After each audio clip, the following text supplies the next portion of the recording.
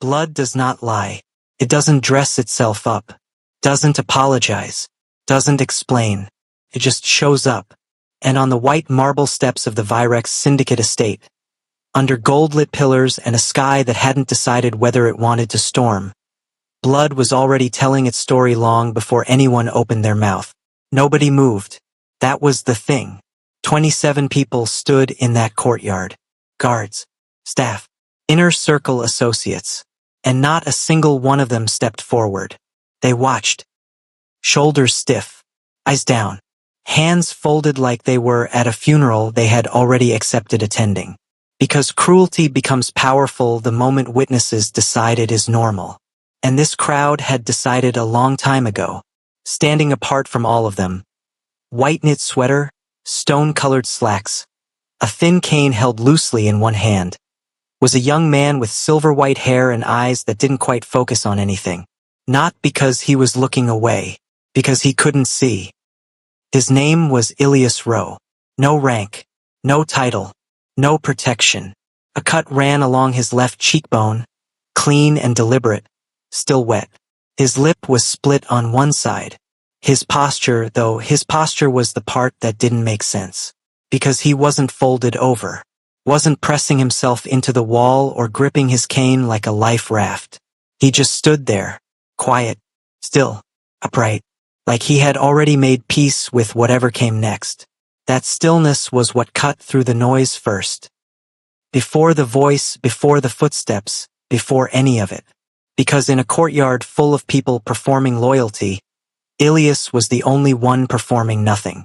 Then the front doors opened. Not loudly. Not dramatically, but the temperature in that space dropped the moment it happened. Cale Draven walked out. He was in all black. Fitted jacket, no tie, one button undone at the collar. Dark hair, sharp jaw, the kind of face that looked carved with a very specific intention. To be the last thing someone sees before they reconsider their choices. He was the youngest of the Triplet Alpha Kings, and yet somehow the one every guard in that courtyard tracked first when he moved. He walked slowly, not because he was unsure, because he never needed to rush. He had taken maybe 4 steps across the marble when the hand found his sleeve. 2 hands, actually, clutching. Cale. The voice behind him was already unraveling. Cale, wait. Just listen to me. You're making a mistake. Saurian veil. Blonde hair. Cream-colored jacket. Beautiful the way expensive, breakable things are beautiful. He was Cale's fiancé. Officially, publicly, contractually. The one who smiled at galas. Who shook hands with ministers. Who stood at Cale's left side in every formal photograph. Right now, he looked like none of that. Right now, he looked like someone who had just realized the ground under him had been glass this whole time. His fingers were white-knuckled on Cale's sleeve. His composure, the composure that had carried him through years of syndicate politics, was gone. His eyes were red, not from crying, from something closer to desperation. You're making a mistake, he said again, lower. Cale did not stop walking. He did not look at Saurian. He looked past him, straight to Ilias. The blood on that face, the cane. The way the young man's chin was lifted slightly, not in defiance, not performing strength, just holding. Cale's jaw moved once, a single slow tighten, like something behind his eyes had just locked into place. He stopped walking. The whole courtyard held its breath. Saurian took that pause as an opening. He stepped around, positioning himself between Cale and the sight line to Ilias, putting both hands flat against Cale's chest now. He provoked it, Saurian said quickly. He was out of line. I handled it the way it needed to be handled. You weren't here, Cale. You don't understand the full. Who gave that order? Not a question. The words came out flat and even and so quiet that the guards in the back row leaned in without realizing they had. Saurian blinked. I just told you I did. Because he. Who gave that order? Same words. Same tone. Colder this time. Like the first time had been a courtesy. Saurian's hands slowly dropped from Cale's chest. Something in his expression shifted. A flicker, a recalculation. The tears that had been threatening the edges of his eyes were gone now, replaced by something more careful, more controlled. "You're going to choose him," Sorian said softly. "Over me. Over everything we built." Kale finally looked at him. Full eye contact. Unhurried. "I'm going to ask you one more time." Sorian's mouth pressed into a thin line. "Hi viewers, if you were standing in that courtyard silent and watching, would you have stepped forward? Or would you have stayed still like everyone else? Drop your answer below. I read every single one. Because here's the thing about silence. It doesn't stay neutral. In a moment like that one, with blood already on the marble and a crowd of 27 people deciding where to look, silence becomes a vote. It says, "I saw this and I chose not to." The guards around that courtyard all had eyes, all had working legs, and not one of them moved toward Ilias. Not one of them had moved before Kale came out, either. They had simply watched Sorian Vale give an order, watched it get carried out, watched Ilias absorb it without a sound. And then they went back to standing exactly where they were supposed to stand. That is what institutional cruelty looks like. It doesn't announce itself. It just becomes the room temperature, and people adjust. Kale's gaze moved once, just once, back to Ilias. The younger man had not shifted in the last several minutes. Hadn't turned toward the argument happening 10 feet from him. His cane rested light in his grip. The cut on his cheek had started to dry at the edges. His breathing was slow and even, like he was somewhere slightly outside of the moment, not checked out, just conserving. Something moved behind Kale's eyes, something that didn't have a name yet. He turned back to Sorian. "You're going to want to step back," Kale said. Sorian laughed, short and brittle. "Or what?" Kale didn't answer. He just took one slow step forward. Sorian stepped back. He didn't mean to. It was automatic. The kind of step that happens when the body knows something the ego hasn't finished processing yet. Kale walked past him. Sorian turned, watching, jaw tight. "Kale. Kale. I'm talking to you. This is not over." But Kale was already moving across the courtyard. Steady. Measured. Each step placing exactly where it needed to. He stopped 6 feet from Ilias. The younger man's head tilted, just slightly, at the sound of footsteps stopping. He didn't speak, didn't reach out, just waited, listening to the space between them. Kale studied the cut, the split lip, the way Ilias was holding himself up on nothing but habit and something that looked a lot like refusal. The guards around the perimeter were very still. Sorian's voice came again from behind, quieter now, but shaking with something that wasn't grief anymore. "You don't even know who he is, Kale. You don't know anything about." Kale turned his head. Just enough. And Sorian stopped talking. The silence that followed was not peaceful. It was the kind of silence that has weight. The kind that presses on eardrums and makes people check their exits. Kale turned back to Ilias. He didn't speak. Not yet. He stood there, studying the young man who had been punished in his courtyard, in his estate under his name, and who had not made a single sound about it. One of the senior guards shifted his weight. Just slightly. Kale caught it. "Leave," he said. Everyone moved. Sorian opened his mouth. Everyone. The courtyard cleared in under a minute. And in the silence that was left, just marble and lamplight and the distant sound of evening traffic past the gates. Kale stood very still in front of Ilias Rowe. His jaw was tight. His hands were loose at his sides. And for the first time in longer than he could remember, Kale Draven paused mid-step. And didn't react. Not yet. He turned and walked toward the east wing. Slowly. Without looking back. Leaving Ilias standing alone in the emptied courtyard. Still upright. Still quiet. Cut drying on his cheek. The lamplight flickered.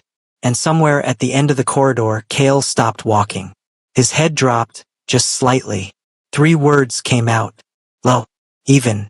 Like a decision being made in real time. Who gave that order? He walked away. That was the part no one expected. In the years since Kale Draven had taken his seat in the Virex Syndicate, The years of closed-door negotiations and border conflicts and internal power tests. People had built a very specific image of what he did when something angered him. He moved fast. He responded immediately. He shut problems down before they could breathe. He did not walk away, but he walked away. And Saurian Vale, still standing on the marble steps of the East Corridor with both hands hanging at his sides, watched him go and felt something he hadn't felt in years. Relief, because Kale had walked away, which meant, in Saurian's calculation, that it was over. Filed and forgotten. That whatever brief and inexplicable interest Kale had been paying to that nobody, that blind, low-ranked, discarded Omega with no name worth using, had reached its limit. Saurian straightened his jacket, ran one hand through his hair, allowed himself a slow exhale. He almost smiled. That was his first mistake.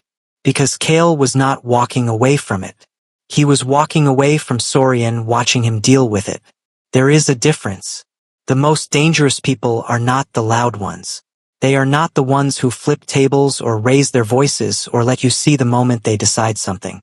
They are the ones who delay their reaction, who give you just enough space to believe you've won.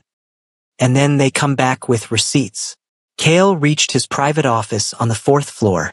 He did not sit. He pulled up the security feed. The main courtyard, 4 angles. Timestamp running from 6 hours earlier.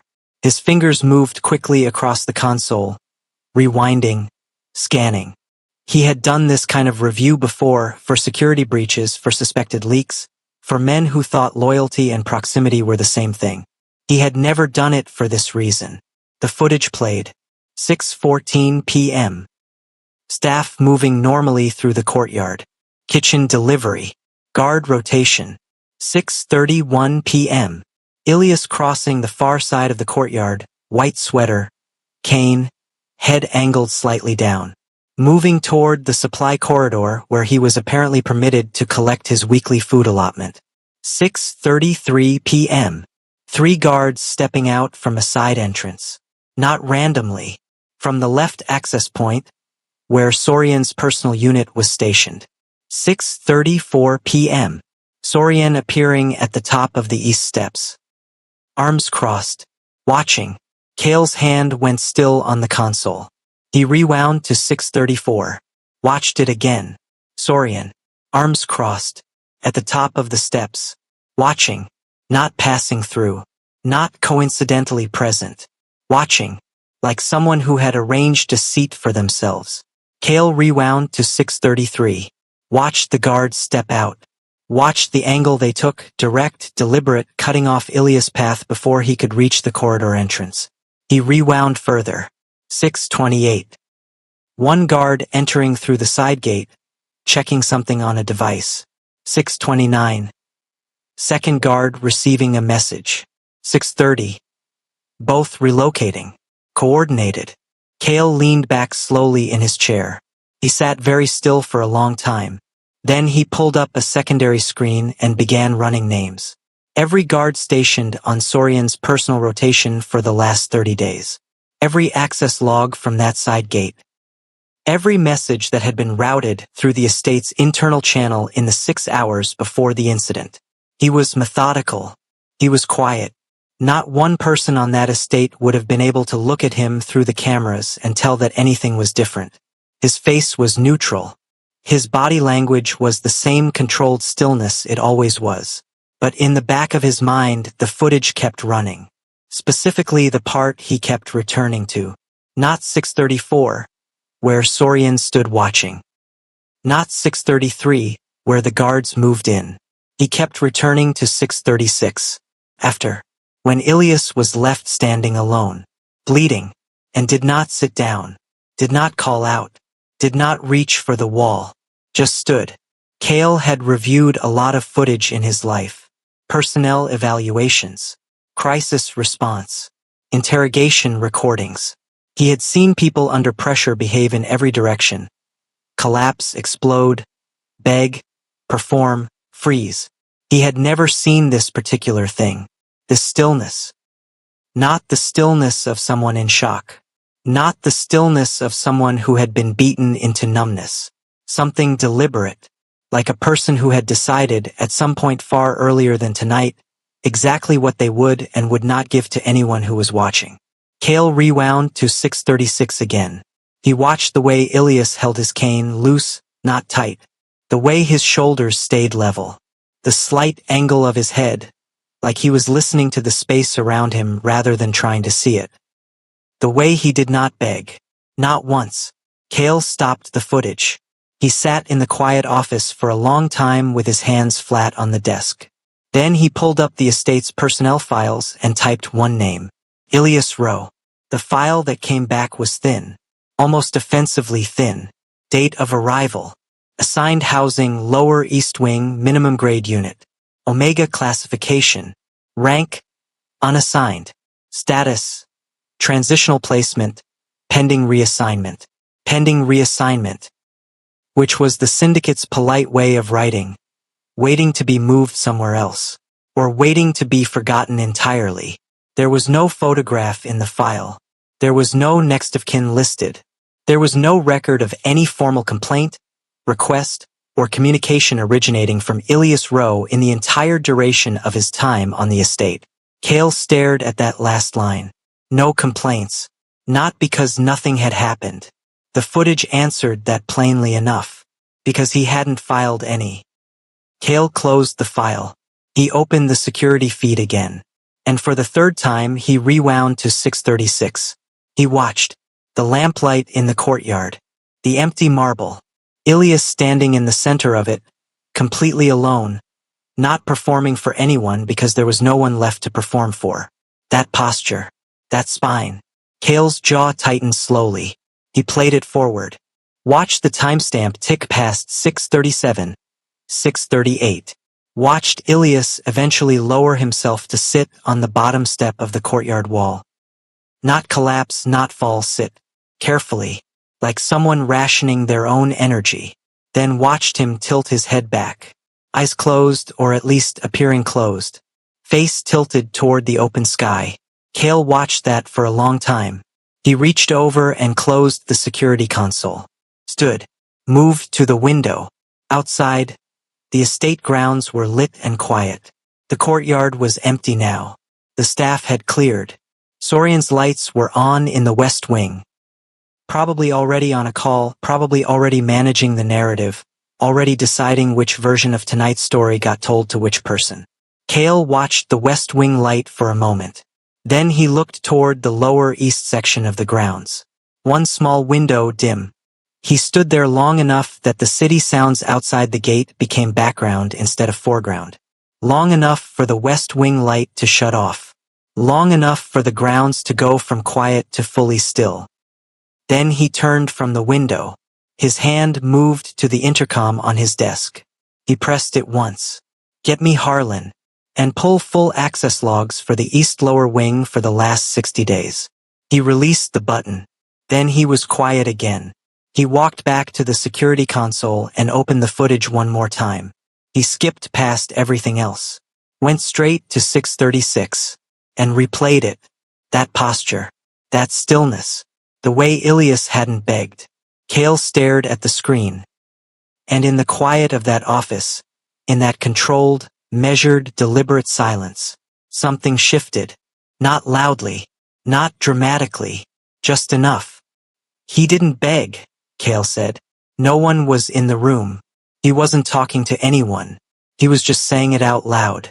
Like he was confirming something he wasn't yet sure what to do with. He said it once more, quieter, slower, like a question that was still becoming itself. He didn't beg. The East Lower Wing of the Virex Syndicate estate was not designed for living. Not really. It had been built as overflow, for surplus staff, for temporary placements, for the kind of people the estate needed present but not visible. The corridors were narrower there, the ceilings lower, the walls a flat institutional gray that the rest of the estate's white marble had never bothered to extend itself toward. Ilias Rowe had lived in it for 8 months. Room 14, second corridor. End of the hall where the ventilation ran louder and the single window looked out onto a concrete utility wall instead of the garden. He knew every inch of it.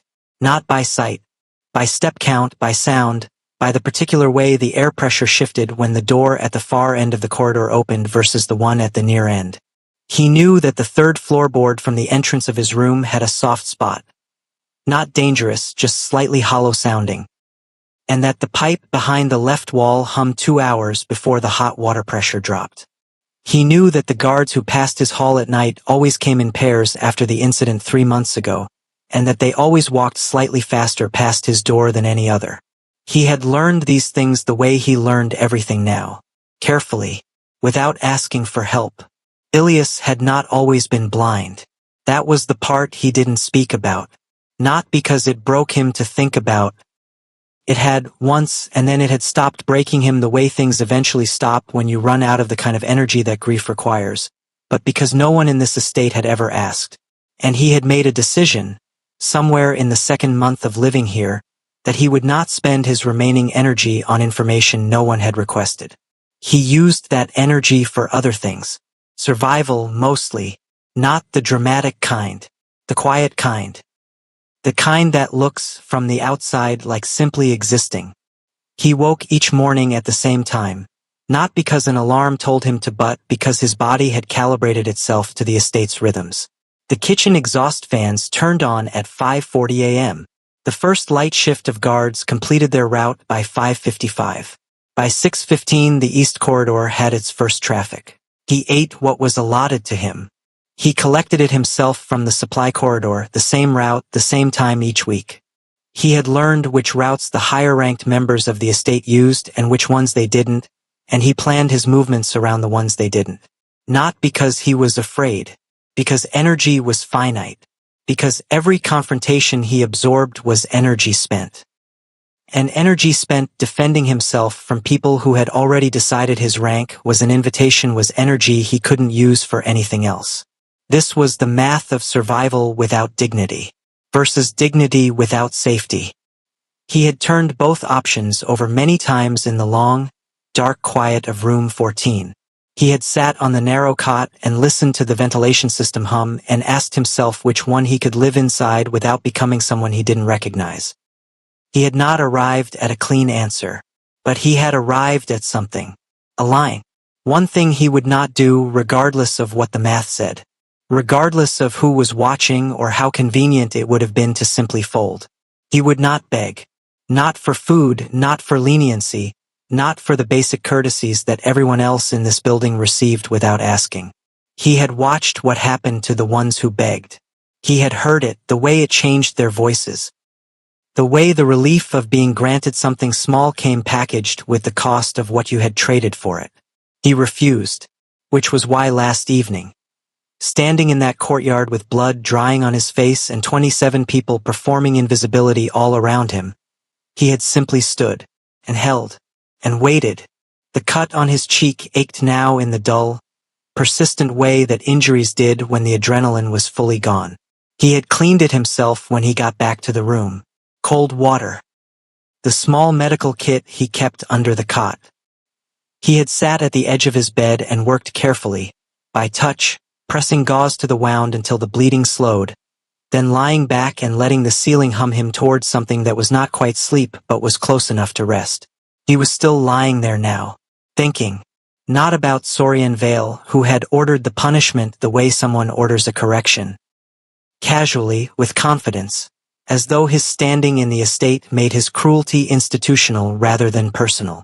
Not about the guards, who had carried it out with the blank efficiency of men, who had decided that following instructions was the same thing as having no part in the outcome. He was thinking about the footsteps. At the end, after the courtyard had cleared and Sorian had gone back inside and the lamps had settled into their evening hum, there had been footsteps. Slow, deliberate, stopping approximately 6 feet from where he stood. And then nothing. No words. No commands. No questions. Just a presence. Ilias was good at reading presence.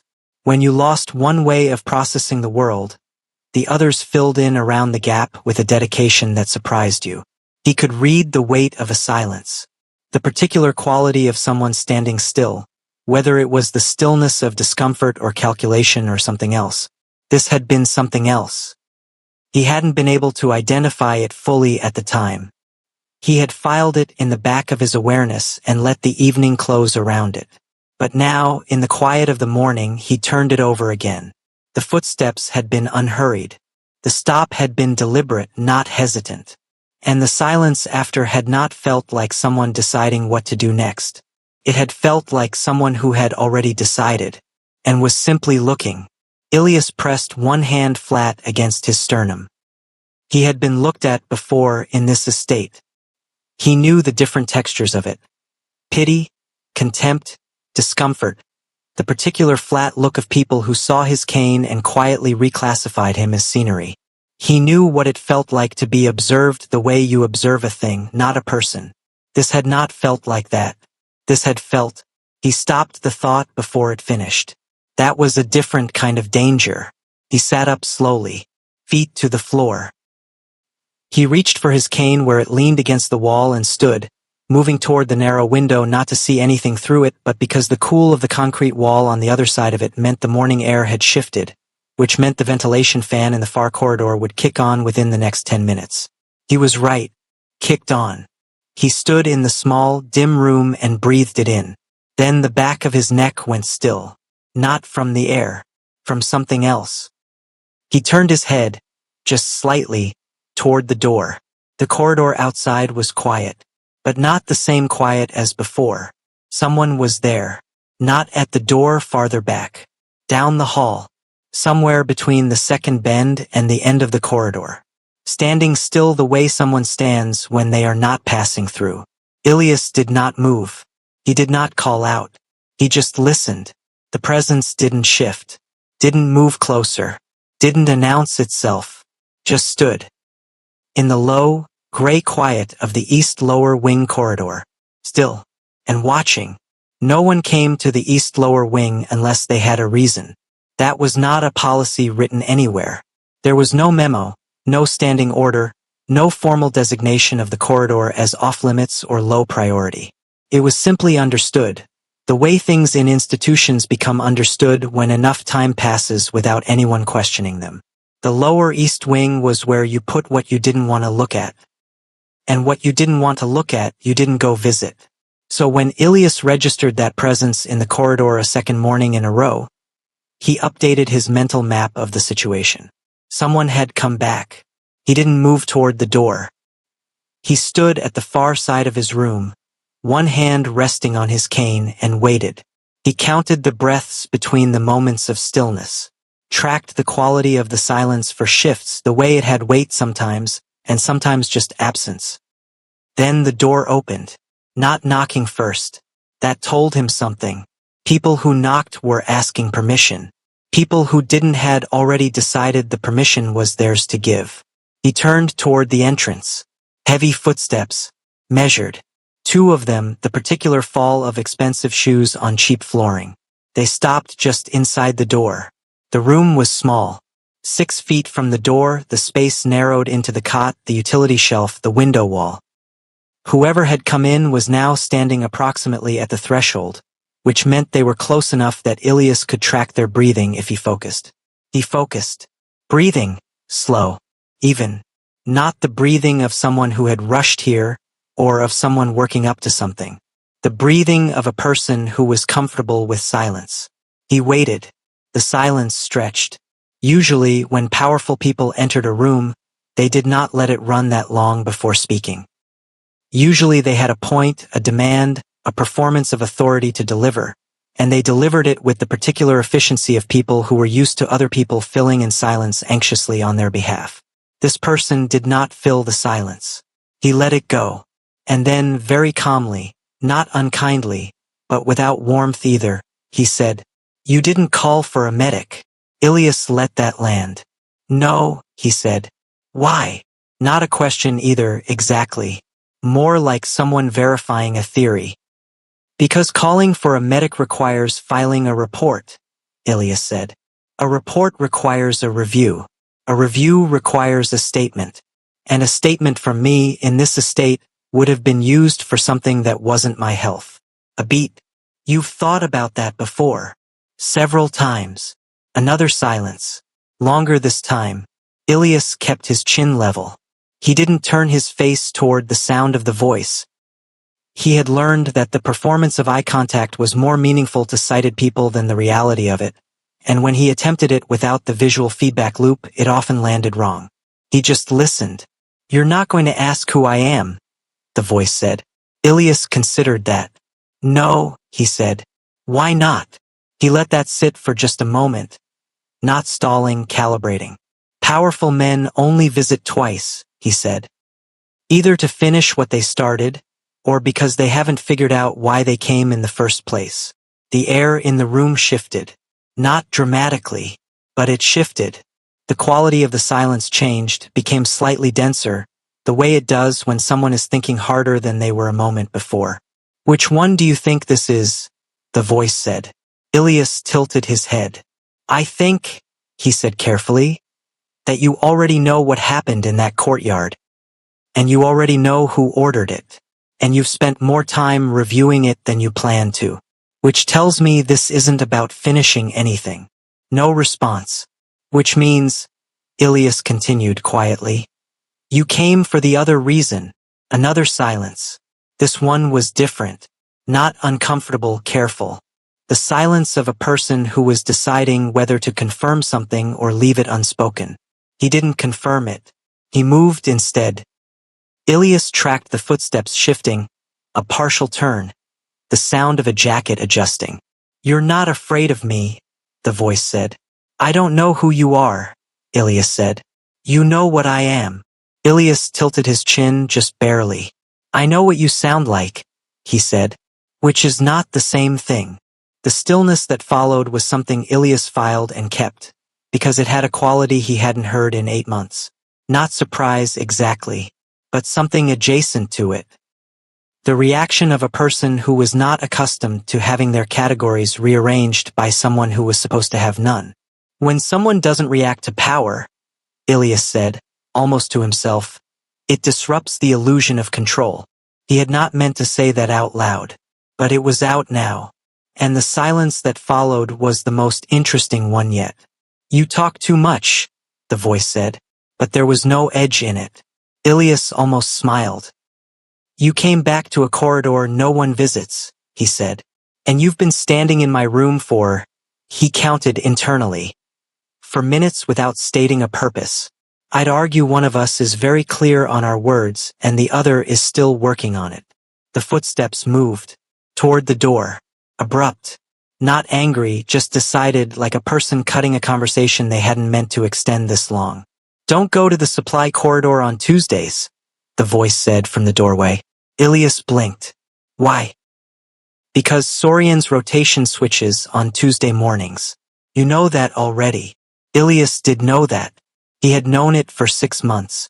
He said nothing. The footsteps crossed the threshold. The door didn't close fully, left 2 inches of gap, the way you leave a door when closing it entirely feels like a statement you're not ready to make. Then the corridor went quiet.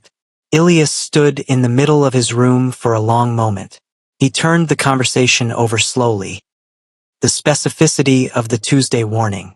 The fact that it confirmed awareness of Sorian's rotation, which was not public knowledge, was not posted anywhere, was the kind of detail only someone reviewing staff logistics would have access to. The 4 minutes of silence before any words. The fact that he hadn't asked for Ilias' name. Already knew it. Ilias exhaled slowly. He set the cane against the wall. Sat down on the edge of the cot. The morning was fully awake outside the window now. The utility wall catching thin light, the ventilation fan cycling on its second run of the day, the estate beginning its ordinary noise. He sat in it for a long time, and then, barely above the sound of his own breathing, he said it to the empty room. "You'll come back." He came back on Thursday, then again the following Monday, then Tuesday, which had been the day he told Ilias to avoid. And Ilias had not gone to the supply corridor, and no one came to tell him why he had been right to stay in. But Kale came anyway. Thursday again. Then the weekend. Then a stretch of 4 days when the estate was louder than normal. Voices in the upper corridors. Car doors at the front gate. The particular compressed energy of people in high-pressure meetings. And Ilias spent those 4 days in his room, listening, recalibrating, and waiting in a way he had not waited for anything in a long time. Then the door opened again. That was how it became a pattern before either of them named it as one. No announcements. No scheduled time. Cale appeared at the door the way he appeared in most places, without asking whether his presence was appropriate. Ilias stopped pretending he didn't track the sound of those particular footsteps from the moment they entered the corridor. The conversations were not long. They were not warm, exactly. They were the conversations of two people who had both learned, through very different mechanisms, that openness was a liability, and who were testing the edges of that belief carefully, the way you test weight on ice. Cale asked questions. Not about the courtyard. Not about Sorian, not about what had happened in the months before Cale had apparently begun reviewing Lower East Wing security footage. He asked questions that Ilias didn't expect. How do you navigate at night? What do you hear that most people miss? What does this room sound like at different times of day? Not sympathetic questions. Not the gentle, faintly condescending questions that people asked when they wanted to demonstrate compassion at a safe distance. Practical questions. Precise ones. The questions of a person who was genuinely trying to understand a system they had not previously studied. Ilias answered them. He had not planned to. The first time Cale asked something direct, Ilias had waited for the trap, for the way the question would double back on itself and become a tool for something. But it never did. The questions were just questions. Asked the way Cale apparently did everything. Efficiently, without performance, and with a patience that suggested he was willing to wait for the correct answer rather than accept a convenient one. It did something to Ilias that he did not fully catalog in real time. That is not nothing, he told himself. When someone who has spent their adult life treating information like currency starts spending some of it on your specific reality, that is not nothing. But he filed the feeling away. Because feelings, in Ilias' experience, were also finite resources. What he let himself notice was simpler. The conversations were the only hours of his day that didn't require vigilance. Not because Cale was safe. Ilias had not made that assessment and had no intention of making it prematurely. But because Cale never performed. He didn't soften his questions to make them easier to answer. He didn't modify his presence to be less imposing. He came in as himself. Controlled, precise, slightly cold, and somehow that was easier to exist next to than the people who performed warmth at him and wanted something for it. This was the math Ilias couldn't quite balance. Being genuinely seen by someone who wasn't pretending to be kind was more disorienting than 8 months of managed cruelty. 3 weeks in, Cale asked him about the blindness. Not carefully. Not prefaced with anything. Just, when did it change? Ilias considered the question for a moment. A few years ago, he said. Gradually, then all at once. The way most things go. Does it bother you? Which part? That people treat you differently because of it. People treat me differently because of my rank, Ilias said. The blindness just gives them something they feel better about citing. He paused. At least it's honest. Cale was quiet for a moment. You see that as preferable. The honest cruelty. I see it as legible, Ilias said. I know what I'm dealing with. The other kind, the kind that arrives in nice language, that's the kind that costs you. Another silence. Then, what does it cost? Ilias tilted his head. The ability to trust your own read of a situation, he said. When someone is cruel in the open, you know where you stand. When someone is kind and using it, when the warmth is instrumental, you second-guess yourself. You wonder if you're reading it wrong. You start adjusting your behavior for a version of them that doesn't exist. He paused. That's the expensive kind. Cale didn't respond immediately. When he did, it was only, you've had both. Yes, Ilias said. Cale was still. And Ilias noticed, because he always noticed, that the stillness was different from the early visits. In the beginning, Cale's stillness had been the stillness of observation, processing, withholding. Now it had something else in it. He couldn't name it exactly. He filed it. Outside the estate walls, none of this was visible. The upper floors ran as they always had, council meetings, territorial negotiations, the ongoing social architecture of syndicate life. Cale attended the public functions he was required to attend, appeared at the necessary dinners, signed what needed signing. To anyone watching, he was the same. Measured, controlled, impossible to read. But his brothers read him the way only brothers did. Rowan noticed first. He appeared in Cale's office 2 weeks after the courtyard incident, leaned against the doorframe with the particular looseness of someone who had been deciding whether to say something for several days, and finally said it. "You've been in the East Wing." Cale looked up from the desk. "Staff review," he said. Rowan looked at him for a long moment. "3 times this week." Cale returned to his documents. There were irregularities. "Cale, the access logs had gaps. I'm reviewing them." Rowan pushed off the doorframe, walked in, sat down across from Cale without being invited, which was a statement in itself. "I'm not asking about logs," Rowan said. Cale did not look up. "I know what you're asking," he said. "Then answer it." "No." Rowan leaned forward, clasped his hands on the desk. His voice dropped, not threatening, something closer to warning. "The syndicate is watching how you handle the Saurian situation. If they see you distracted by, I'm not distracted, by something in the lower wing." "Rowan." Cale looked up. The look was not loud. It didn't need to be. Rowan sat back slowly. The office was quiet for a moment. Then Cale returned to the document on his desk, and his voice came out flat and final in the way his voice got when the topic was closed. "I'll be at the Thursday session." Rowan stood, moved toward the door. At the frame, he stopped. "I'm not wrong," he said. "You're not relevant," Cale said. Rowan left, and Cale sat with that silence until the words on the document stopped being words and became just marks on a page, and he put the document down and went to the East Wing anyway. He stayed longer that evening than he had before. No particular reason for it. The conversation had drifted. Not into warmth exactly, but into a kind of ease that Cale didn't have a ready category for. Ilias was talking about sound, about the particular quality of sound in different parts of the estate, how the upper floors carried differently than the lower, how he could locate himself in the building by echoes alone. He was not performing this information, not offering it to be interesting or to earn something. He was just talking. The way people talk when they're not afraid of the person listening. Cale had found himself at some point in the last 20 minutes sitting, not standing at the door, monitoring the interaction for whatever information it contained. Sitting, on the edge of the utility shelf, the only horizontal surface in the room that wasn't the cot, one forearm on his knee, head slightly forward. Listening. He noticed himself doing this and did not immediately stand. That was its own data point. Ilias had paused in whatever he was saying. The silence was easy, not expectant. Cale reached out. One hand. He placed his fingers briefly on the back of Ilias' hand, the one resting on the cane, not grasping, not pulling. Just contact. Brief.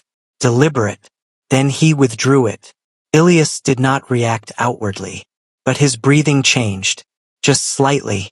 A small adjustment, the kind that happens below the level of performance, in the body's honest response before the mind has time to direct it. Cale stood, moved toward the door. He was 2 steps from the corridor when the voice came. "Cale." He stopped.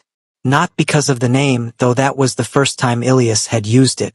Because the voice that said it sounded like someone who had done something they hadn't fully decided to do yet. He didn't turn around. "Session tomorrow morning," Rowan had said. He thought of his brother. Of the Thursday council. Of the looks being exchanged in upper corridors. He opened the door. And then Rowan was not just a thought. He was standing at the far end of the corridor, arms crossed, jaw set, 5 feet of expensive flooring between them, looking at Cale, looking at the door of room 14. His voice was low and measured and cut through the corridor like something planned. "You're choosing weakness." Triplet Alpha King walks out of his own mansion, after what his fiancée did to a blind Omega. Rowan didn't move. Neither did Cale. The corridor held them both for a long moment. The kind of moment that has a temperature to it. Rowan at one end, jaw set, arms folded. Cale at the other, hands still on the doorframe, the door to room 14 2 inches open behind him. Cale looked at his brother. Then he let the door fall closed. He walked toward Rowan, not fast, not slow. The walk of someone who has already decided what the conversation will and will not contain. He passed him. "Council's in the morning," Cale said. "I know when council is," Rowan said. Cale kept walking. "Cale." He stopped. Didn't turn. "You're choosing weakness." Rowan said it again. Slower this time. Like repetition would make the landing harder. Cale turned then. And the look on his face was not anger. That was the part that made Rowan's posture change slightly, because anger would have been easy to read, to predict, to prepare a response to. This was something else. Something that had gotten very still inside. "You've been watching the lower wing," Cale said. "I've been watching you." "That's the same thing." Rowan took one step forward. "The syndicate board has already flagged your absence from 2 closed sessions. Saurian's people are talking. If you..." "Saurian's people," Cale said, "are the reason I'm reviewing access logs. That's not what this is." "No," Cale said quietly. "It's not." He said that like he was correcting himself, not agreeing with Rowan. Like he was confirming something he had already processed alone and had no intention of walking back from. Rowan stared at him. "He's a discard, Cale." The word sat in the corridor between them. Cale let it sit there. "The syndicate assigned him that ranking," Rowan said carefully now. "If you start undermining the classification system, if people see you protecting someone who has no standing, they will read it as weakness. Not compassion. Weakness. And in this structure, weakness is an invitation," Cale said. "I know." "Then act like you know." Cale looked at him for a long moment. "Go back upstairs, Rowan." "Cale, go back upstairs." The tone was final. Not raised. Not heated. Just done. Rowan held the look for another second. Then he turned and walked back toward the main corridor. His footsteps were precise and controlled, the footsteps of a man choosing not to say the last thing on his tongue. He disappeared around the bend. Cale stood in the empty corridor. The silence was different when it was just him in it. He stood there long enough for the utility fan at the end of the hall to cycle through its rotation and start again. Long enough to hear, from behind the door of room 14, the small sound of movement. Someone sitting down. He turned. Went back.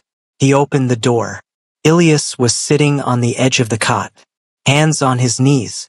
Head angled toward the door. He had heard the footsteps return. Cale came in. He didn't sit this time. He leaned against the wall near the window. The concrete side wall cool against his shoulder and just stood there. Ilias didn't ask about the voices in the corridor. Didn't ask what had been said. He just waited. And for a long time Cale said nothing either. That was new. In every visit before this one, there had been a direction, a question to ask, a thing to observe, a specific thread Cale was pulling. He always had a reason, even if the reason was not entirely honest about what it was.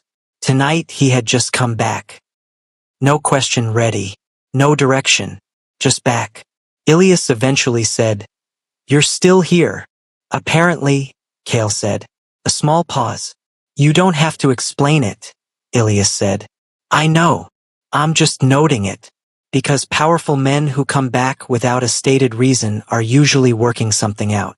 Cale looked at him. "And what do you think I'm working out?" Ilias tilted his head.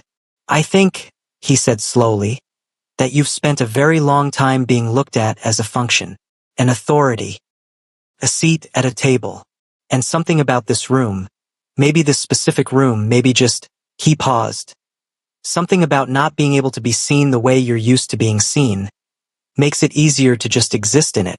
Cale was very still. "That's a theory," he said. "It's an observation," Ilias said. The silence that followed was not uncomfortable.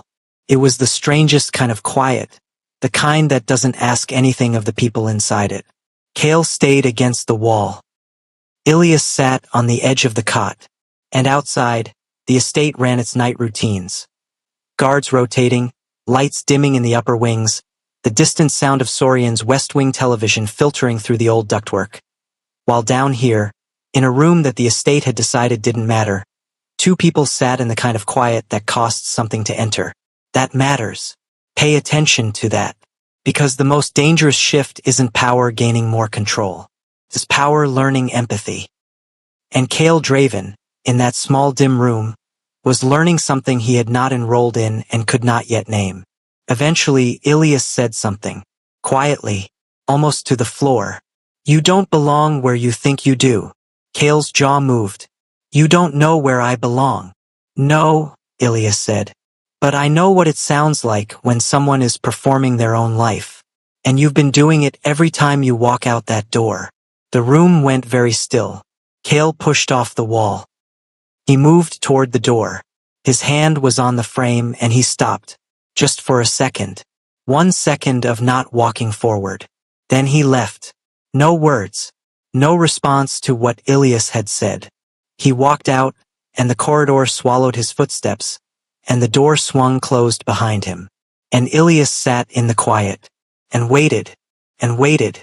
1 day passed, then 3, then a week. The door did not open.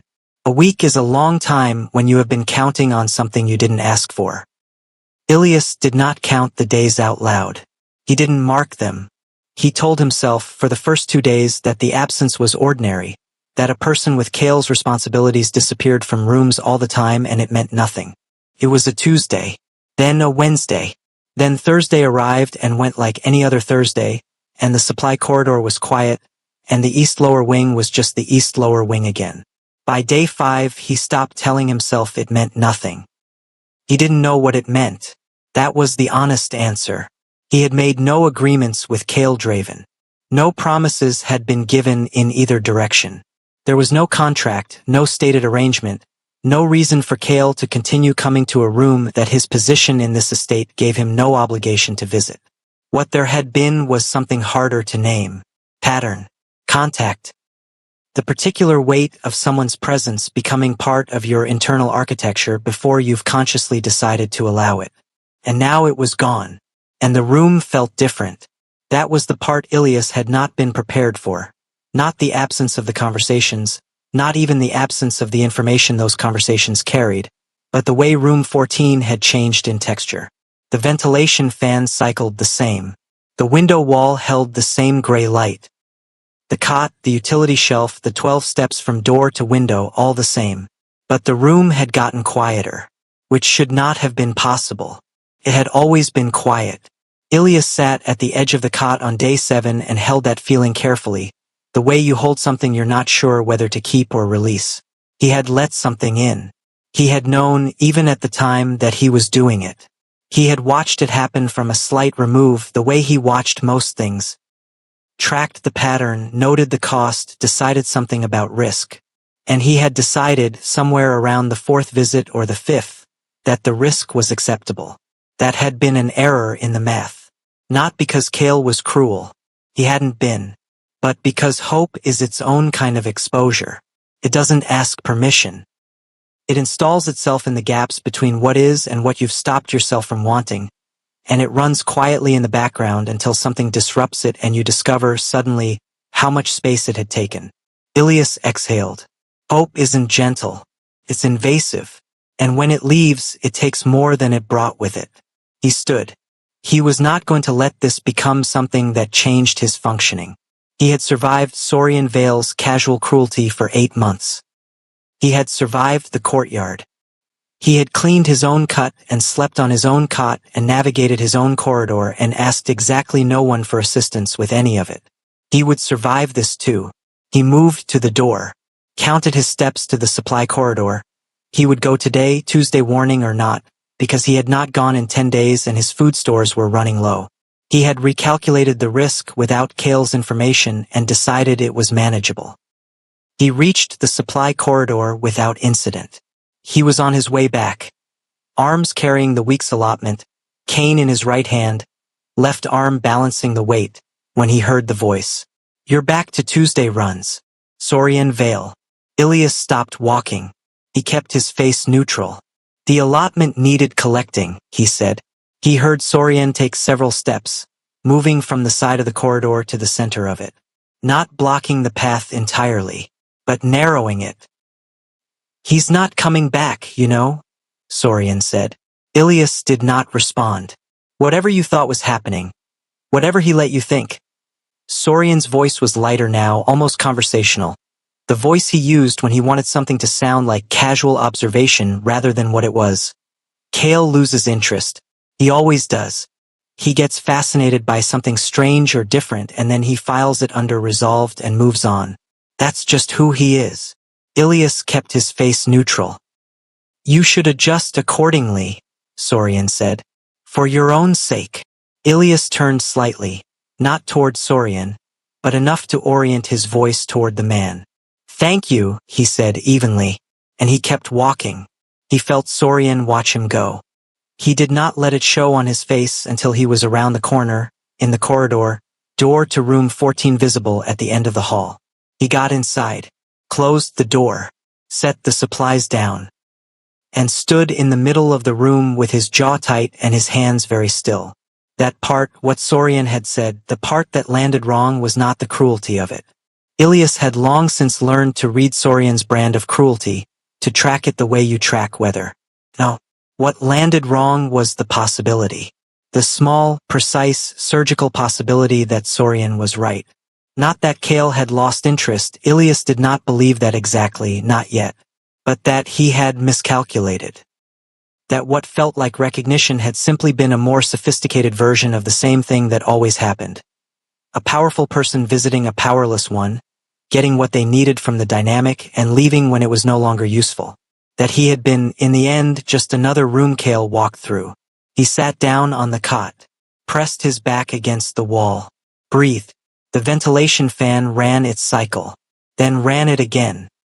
It was on the third cycle that he heard new sounds from upstairs. Voices, multiple footsteps that moved in the pattern of organized activity rather than routine traffic. Car doors outside the gate. A brief radio transmission through the ductwork. Sorian's footsteps in the main corridor above, moving toward the west wing. And then, 2 hours later, Sorian's voice. Elevated, animated, carrying the particular energy of someone who had just received information they had been waiting for. Get the whole staff. Full attendance. The gala is in 4 days. Ilias went still. He sat in the quiet of room 14 and turned that over. The gala, one of the estate's formal events, broadcast, attended, documented. The kind of event where Sorian played his best public game, where social positioning happened fast and got locked in before anyone had time to question it. The kind of event where having something to present, a case to make, a narrative to cement, gave you the most leverage. Ilias' hands tightened on his knees. He thought about the corridor conversation. Sorian's almost casual mention of adjusting accordingly. He thought about the way Sorian had positioned himself in the supply corridor today. The way he had watched Ilias walk away. Like someone who was already planning the next step. Ilias sat in the dark. And for the first time in a long time, a different kind of cold moved through him. Not the cold of being alone. The cold of being a target. The gala at the Virex Syndicate estate was not just a party. It never was. It was a room full of people with something to protect, wearing clothes that said they didn't need to protect anything, doing business they would publicly deny was happening. The chandeliers were real crystal. The catering was flown in. The guest list was curated with the same precision as a legal filing, because in this world, who you stood next to in a room became part of your public record. Sorian Vale had planned this one for 6 weeks. The invitations had gone out before the courtyard incident. But the evening's program, that had been rewritten in the last 4 days. The ballroom of the estate's main hall was full by 9 p.m. Ministers, attorneys, syndicate council members, 3 visiting representatives from allied families. The kind of crowd that remembered everything and forgave nothing. Ilias had not been told he was attending. He had been collected. 2 guards from the upper rotation, not the East Wing staff but the formal event security, taller, suited, had knocked on the door of room 14 at 8:45 and told him he was required in the main hall. No explanation. No preparation time given. One of them had handed him a clean shirt and indicated he had 3 minutes to change. He had changed. He had taken his cane and walked between them without asking questions. Because he understood already. He had understood it since the gala announcement 4 days ago. Since the supply corridor. Since Sorian's too easy voice delivering that too precise message about adjusting accordingly. This was the next step. The ballroom opened around him as the guards led him inside. He tracked it by sound first, the way he tracked everything. The crowd noise dropped as he entered. Not to silence, to that particular adjusted register that means a room is redirecting its attention. The clink of glasses pausing. Conversations finding a lower volume. He kept his chin level. He kept his steps even. He did not reach for the wall. They stopped him in the center of the room. Not near the edges where people could pretend not to look. The center, where the chandelier light came down clean and there was no furniture to break the sight lines. Sorian appeared from the left. He was in a charcoal suit with a white pocket square. Polished, composed, every inch of him performing a man who had no reason to be nervous because he was right. He stood in front of the crowd and smiled. "I want to thank everyone for being here tonight," he said, addressing the room with the easy warmth of someone who had done this many times. "This gathering is important not just socially, but for the integrity of this estate. And I want to use this opportunity to address something that affects all of us." A pause. The room was very attentive. There are members of our estate community who have been operating outside sanctioned boundaries. Sorian's voice shifted, still warm, but with a regretful weight added. The voice of a man doing a difficult but necessary thing. Taking advantage of access. Constructing proximity to protected resources. Using certain, he let that word hang, vulnerabilities to manufacture favor. Ilias stood in the center of the light and kept his face still. He knew what was coming. He had known it since the first sentence. "Ilias Rowe," Sorian said. The name landed in the room like a dropped glass.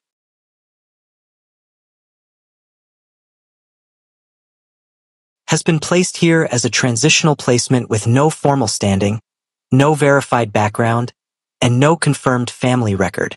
And yet, in the past several weeks, he has been documented accessing restricted corridors, initiating unsanctioned contact with leadership. Someone in the crowd murmured. Just one person, but the sound was affirming, and conducting himself in a manner that raises serious questions about his intentions. That was it. That was how it worked. Not a single specific lie, nothing that could be checked against a hard fact and disproven. Just framing. Just the arrangement of true words into a false shape. Transitional placement, true. No formal standing, true.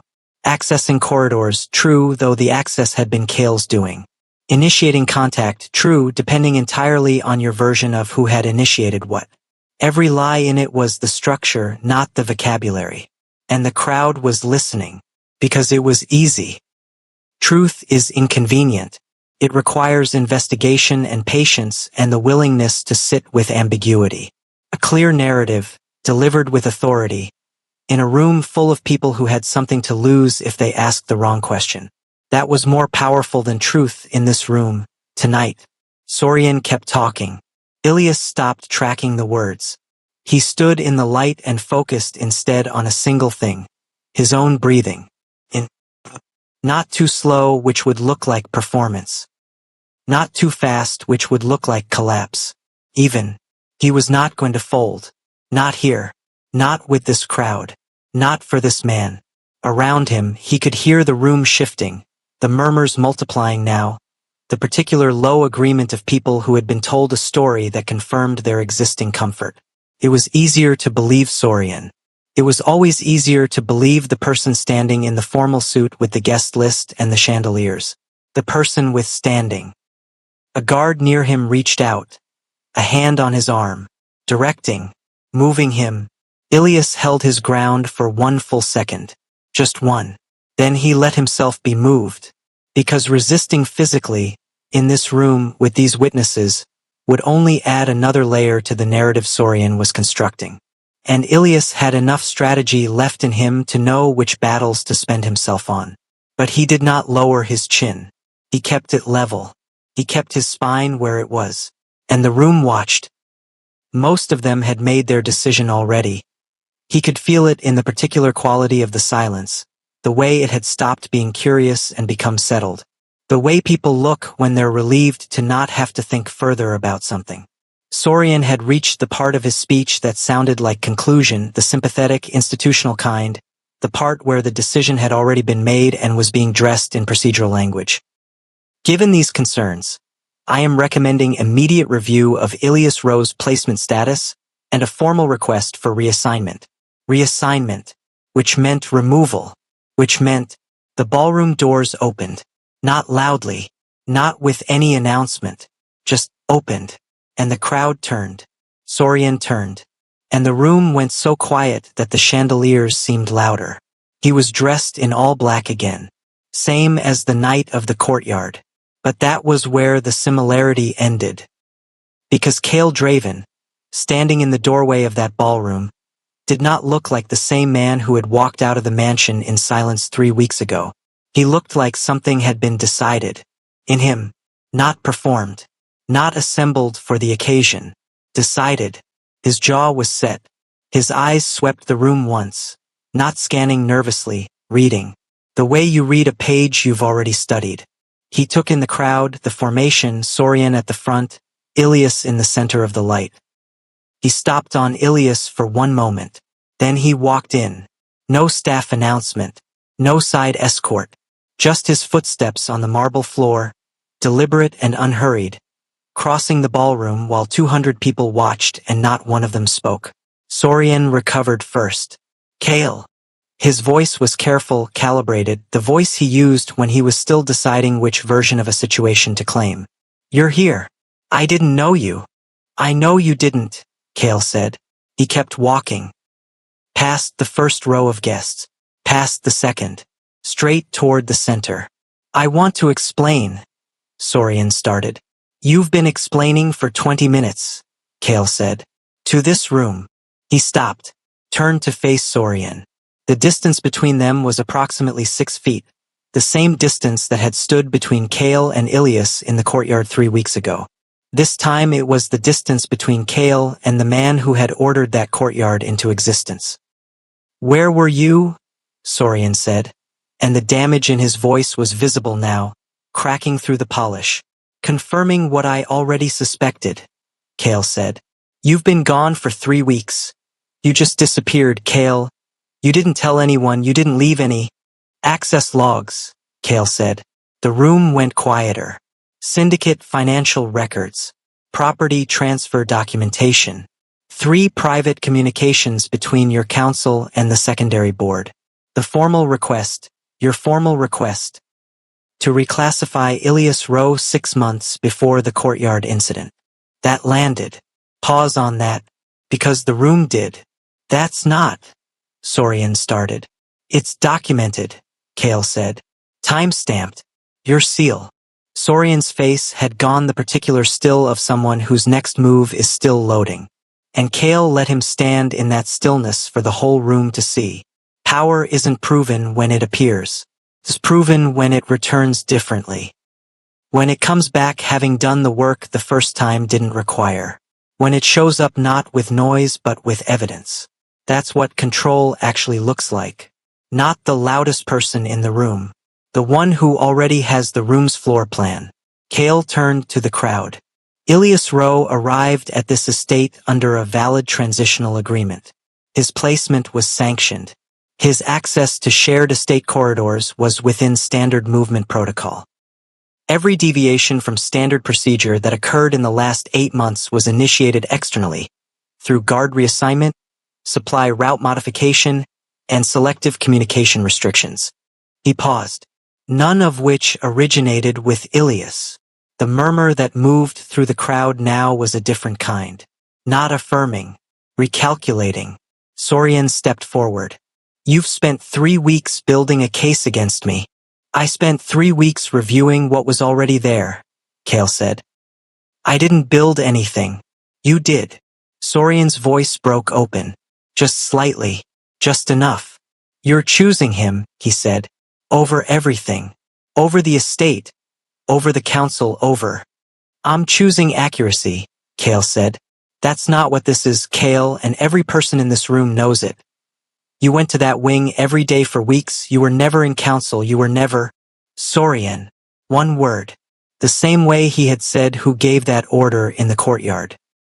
The same flat, even, final delivery. Sorian stopped. Remove yourself from this event, Kale said. The silence that followed had a particular quality to it, the quality of 200 people recalibrating simultaneously.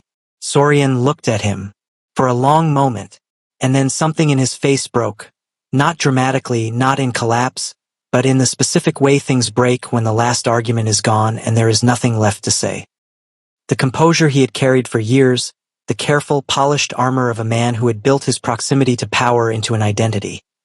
It came undone, not in a scream, not in a scene, but in the small, terrible stillness of a person understanding that the game they believed they were winning had been over for 3 weeks. He turned. He walked toward the ballroom doors. He did not look back. The room watched him leave. No one followed. No one spoke. Kale turned.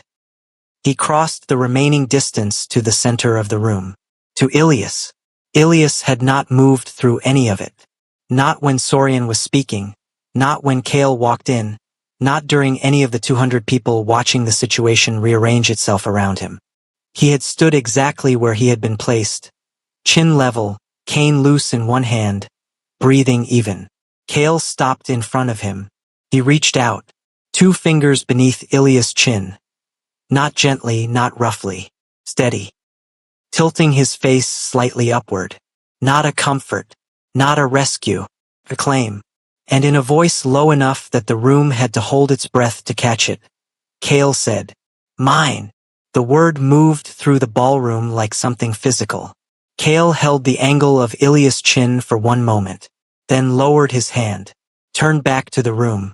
"This evening is over," he said, and the guests, 200 people in crystal-lit finery, began, slowly, quietly, to move toward the exits. By morning, Sorian Vale was gone from the estate. No scene. No guards escorting him. No formal ceremony of removal. Just gone. His rooms cleared by his own staff.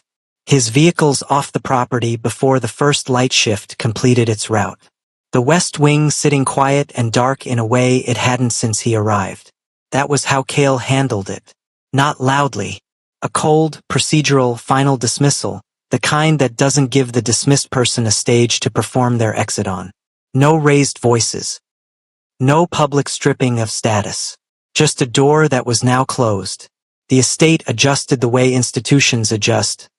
Faster than anyone admitted. More completely than anyone acknowledged. By midday, Sorian's name had been removed from the 2 active committee appointments he held. By the afternoon, his access codes had been deactivated. By evening, the staff that had been personally loyal to him were quietly reassigned or asked to appear before the internal review Kale had already opened. The restructuring was efficient. It was also cold. That was important, because Kale did not spend the day comforting anyone.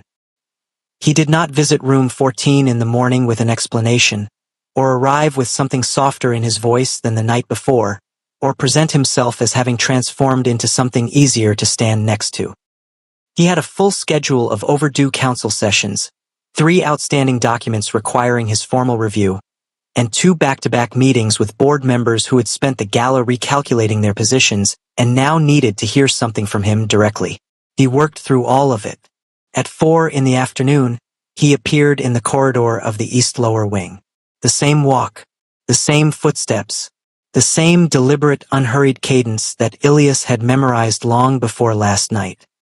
He opened the door to room 14. Ilias was sitting at the window wall.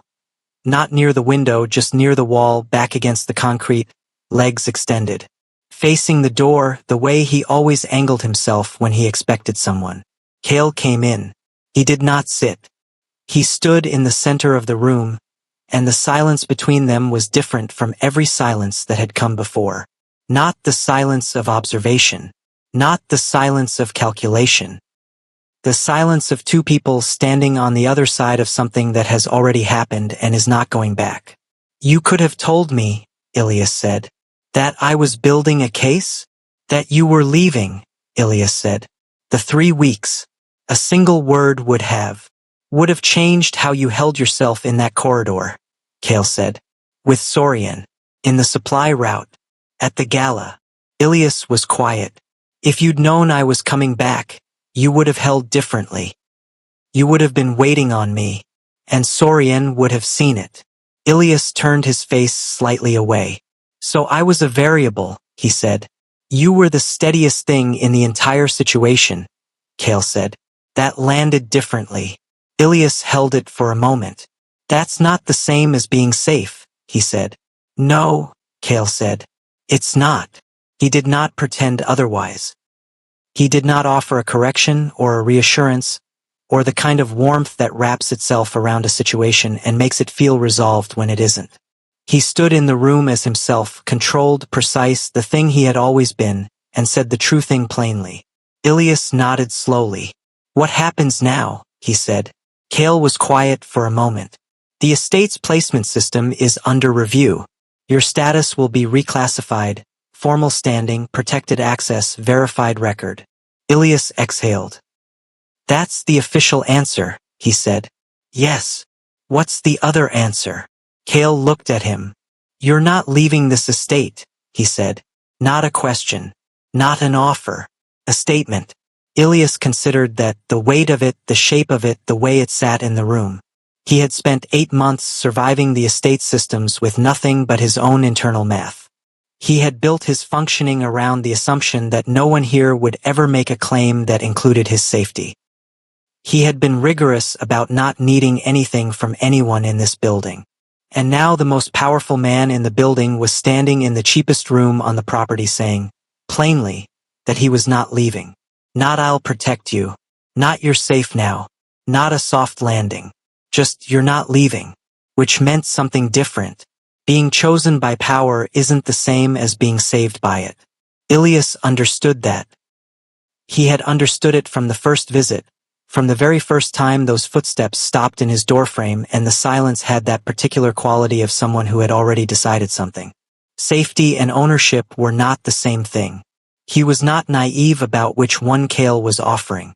And yet, he sat with it, turned it over, thought about the 8 months before.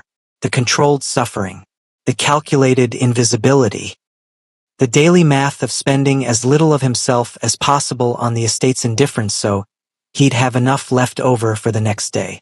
Then he thought about room 14 during the 3 weeks Kale was gone. How the ventilation fan had sounded the same. But the room had been different. He thought about last night, the ballroom, the light, Sorian's carefully assembled narrative, 200 people adjusting their calculations in real time. And how through all of it he had stood exactly the way he always stood. Not because he wasn't afraid. Because he had made a decision, somewhere far earlier than last night, about what he would and would not give to the people watching. He had not begged. He had not collapsed. He had held. And the man now standing in the center of this room had rebuilt 3 weeks of documented evidence and walked into a ballroom full of allied families and placed 2 fingers under his chin and said one word in front of all of them. Ilias exhaled slowly. You're not an easy thing, he said. No, Kale said. You're going to be difficult. Consistently. Ilias was quiet. Then, almost to himself, I survived them. He said it the way you say something you hadn't realized you needed to say out loud until you hear it. Kale moved. He crossed the room, not fast, not dramatic, and crouched in front of where Ilias sat against the wall. Brought himself level. Eye to eye, or the closest thing to it. Ilias felt the presence shift. The air in the room compressed slightly with proximity. Kale was very close. And in a voice that had no performance in it, no authority, no careful construction. Just the flat, honest weight of a thing being said by a person who meant it exactly. He said, You survived them. A pause.